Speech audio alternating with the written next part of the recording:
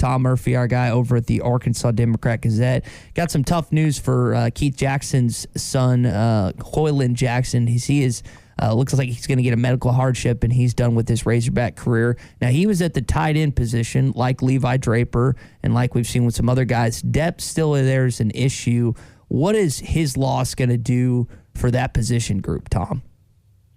Yeah, and I hate that for Coylan because, such a good kid. Of course, I got to talk to Keith about him over the years and just hated that it was an injury situation. But I don't know if they were necessarily counting on Coylan to be fully healthy and be in the rotation this year. So I don't think the loss of Draper or Coylan, it significantly impacts what they expected of the position going in.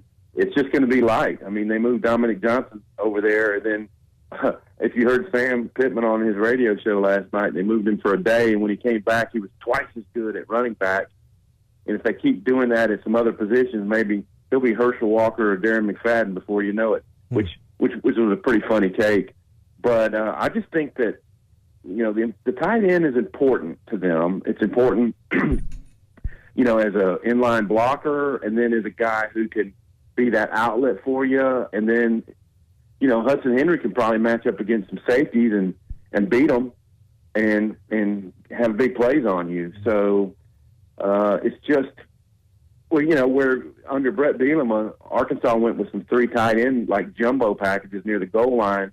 I just think it makes it a little less likely, although I think they think Nathan Bax is going to be a contributor. So that's at least 3 deep, and obviously they've recruited it at the position coming in, and we don't anticipate them having this depth issue when you roll around the next season. Tom, you mentioned Sam Pittman's comments on his radio show about Dominique Johnson being twice as good as running back. How did you take that? Does that mean it was an attention getter? Hey, we're going to move you over to tight end because we need you to step it up at running. How did you take or read that comment that he was now twice as good at running back? Well, they already like Dominique Johnson, and I don't think that they moved him there to just as like a wake up call. I think it was a legit try to see, can this guy help us? Maybe particularly as a blocker, but just a good hands guy, But I took it as when he went back to running back, he wanted to show them this is a position I like.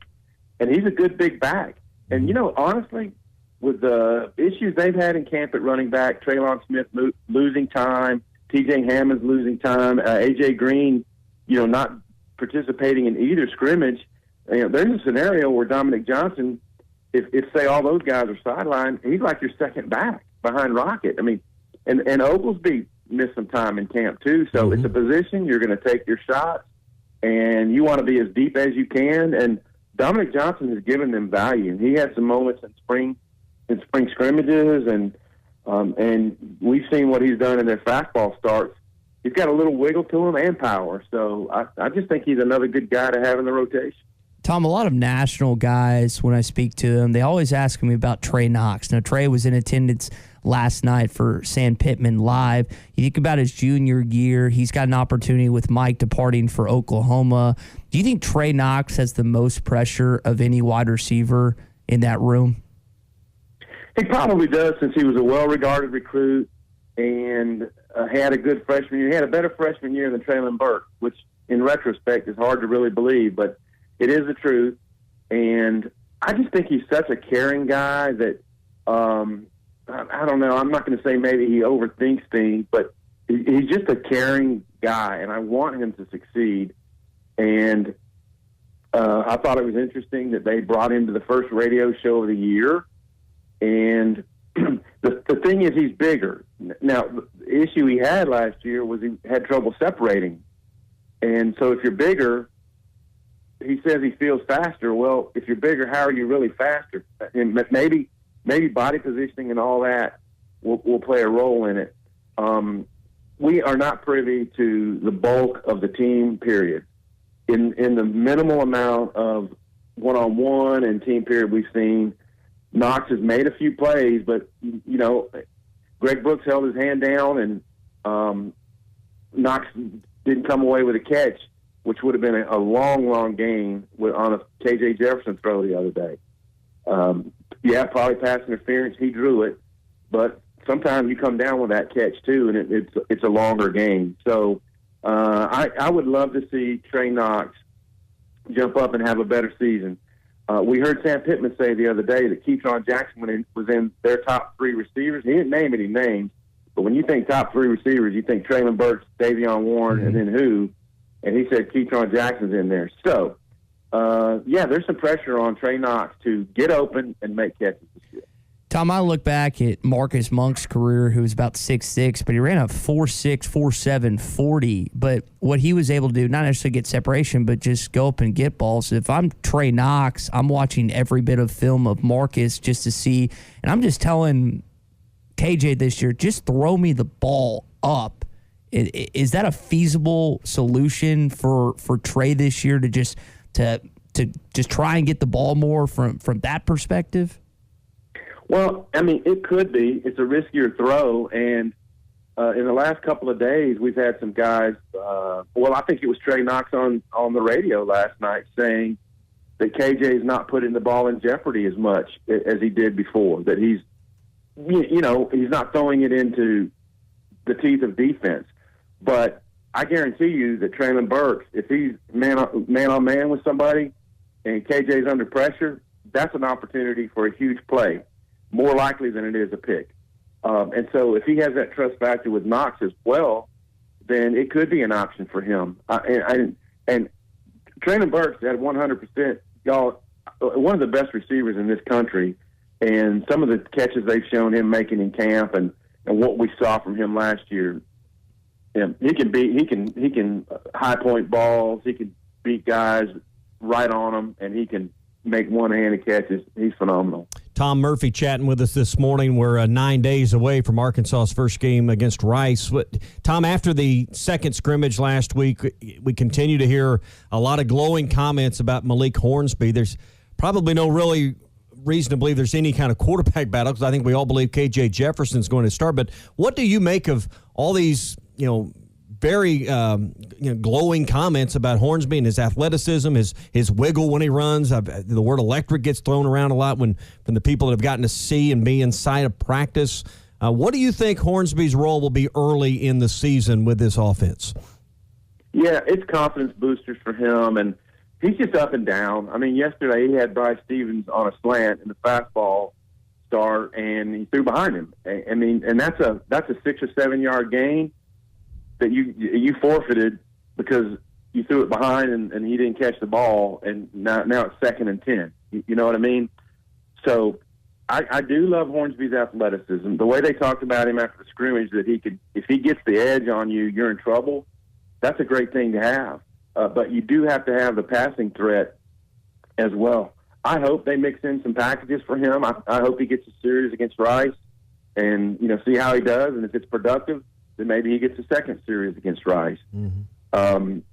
Because having a confident second-team quarterback is always huge. I do think there's a big gap, a decent-sized gap between KJ and Malik Hornsby based on just accuracy and passing. But sometimes I believe this of KJ. I think when the lights are on, he's a better performer.